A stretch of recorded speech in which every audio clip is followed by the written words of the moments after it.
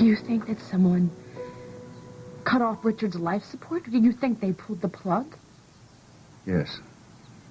I spoke with the technician who's in charge of running the test on Richard's life support equipment. He says there's something wrong with the readout. Because you probably paid him to say that, Edmund. What, so you could sue the hospital and make a bundle? Is that it? Cassie, you're wrong. Have it checked out for yourself. I am not going to have it checked out. Cassie, if you just I want you to leave. I'm not going to listen to you because I want you to leave. And don't you dare show your face at my husband's funeral. Do you hear me?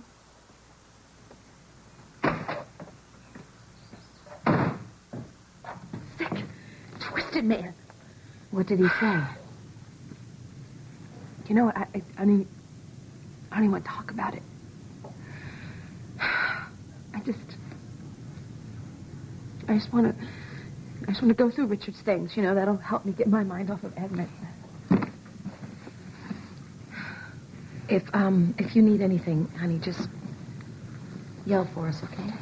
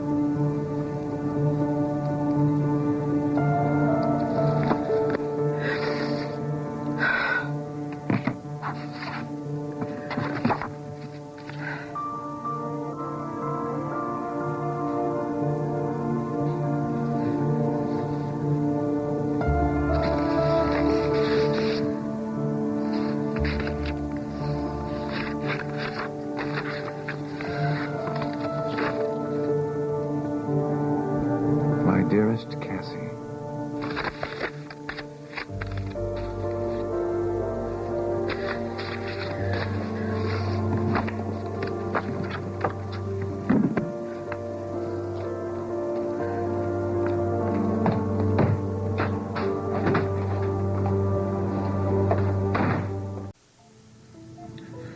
I got a gift here. An incredible, unexpected gift, and I will never, ever take it for granted. You won't forget. Never. Tammy, your father was, your dad was a very honorable man. He was a special man, and I feel this incredible responsibility to live up to his standard. My mom would like that. Yeah. I'm going to earn this heart, Tammy, and I hope that you'll be around to help me. I'd like that. Well, I'd like that too.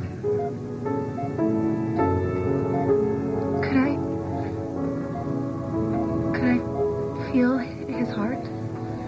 I mean, yours. Absolutely, absolutely.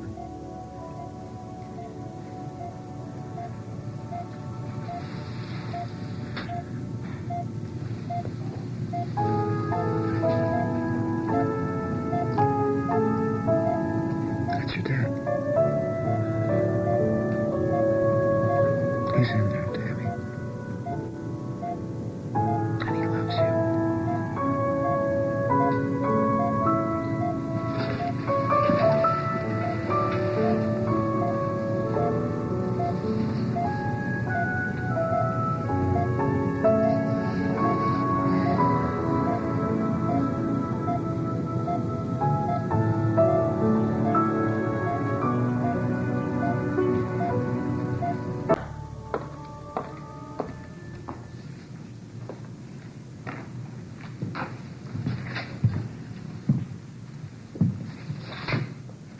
Hey.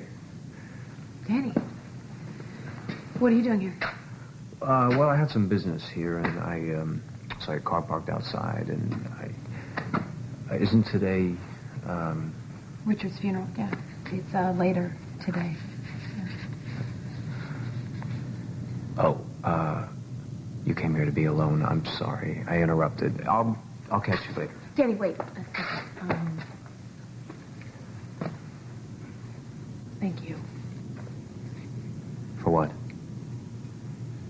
for not hounding me about the loan. I know I'm behind on my payments. You know what? Don't worry about it. I know you've had other things on your mind, so... I know people in your business, they're not too compassionate, and I just hope that me being late hasn't caused you any problems. No. The people that I represent aren't, they're not quite as understanding as I am, but it's okay. You know what? Take this, please. Oh, hey, look, Cassie, no. Please, I couldn't. No. You just really need the money.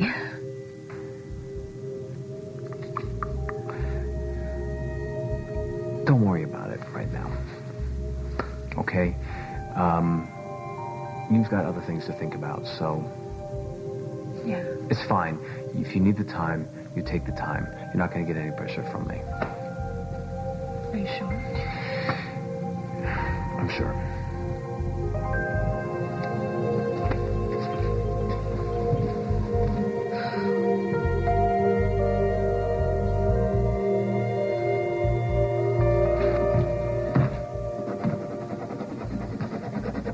I was able to postpone my trip for a week or so. Oh, thanks. I know how much the company could probably use you out there. I think they'll survive. Is that the eulogy? How can I possibly write a eulogy when Cassie doesn't even know the truth? That there wouldn't even be a funeral if it weren't for me. Reva, Richard is at peace. You did what you felt was the right thing to do. Yeah, but you couldn't have done it. Reva.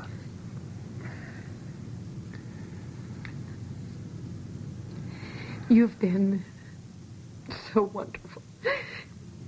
And you've supported me. But there are times when I see you looking at me and wondering how I could have possibly done what I did. That's not true. I'm just trying to work it out in my own mind. I know. I know. But I'm thinking, if you can't understand why, then how can I possibly expect Cassie to understand?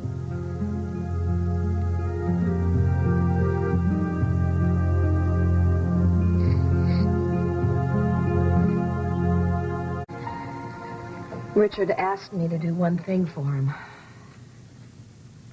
To spare Cassie pain. So she wouldn't be forced to make the decision between his life, which to him wasn't a life, and death. I'm mad at Richard right now. I really am for putting you in this horrible position in the first place, Reva. Well, he knew me. He knew I'd make the right decision. That's why I have to continue to honor his wishes. By keeping this secret from Cassie? By loving her and protecting her. Because I don't think I can ever explain what I did to her and expect her to understand it, because it'll just open up all the wounds again. And she'll feel like she would have wanted to have been there to make that decision herself. Maybe she had that right. Maybe.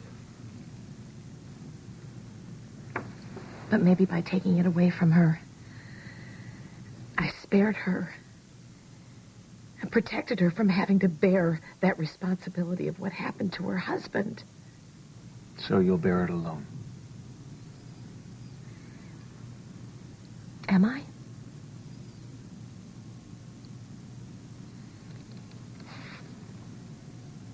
No.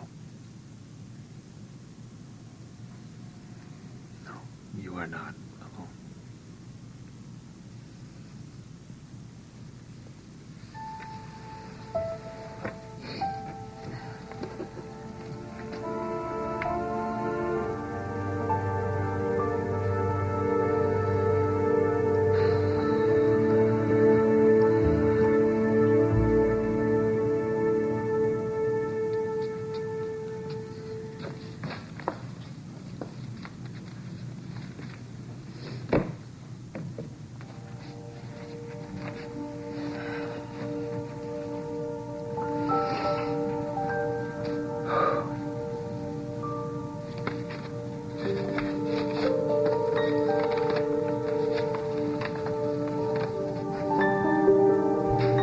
My dearest Cassie, I know that as you look at this letter, you are debating whether to read it or to toss it across the room.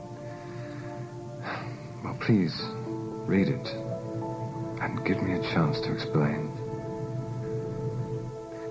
I've been a fool once again, and once again I've made the mistake that I've made so often during our time together. In my desperation to protect you and the children, and to be the prince that you fell in love with, I've kept something from you without thinking through the consequences of my actions. I'm so sorry, darling. My reasons for not telling you the truth about my work were purely selfish to boot. See, somehow I thought that it would be best to wait until I could bring the gift of my success to you and lay it at your feet.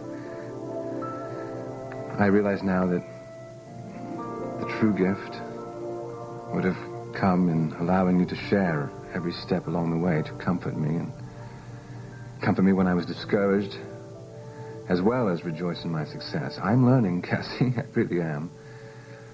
Please be patient and bear with me as I try to find my way in our new life. Loving you is where my life begins and ends.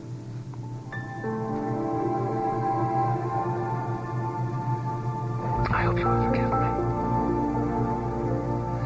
And let's walk together into the future. A new beginning. My love, always, Richard.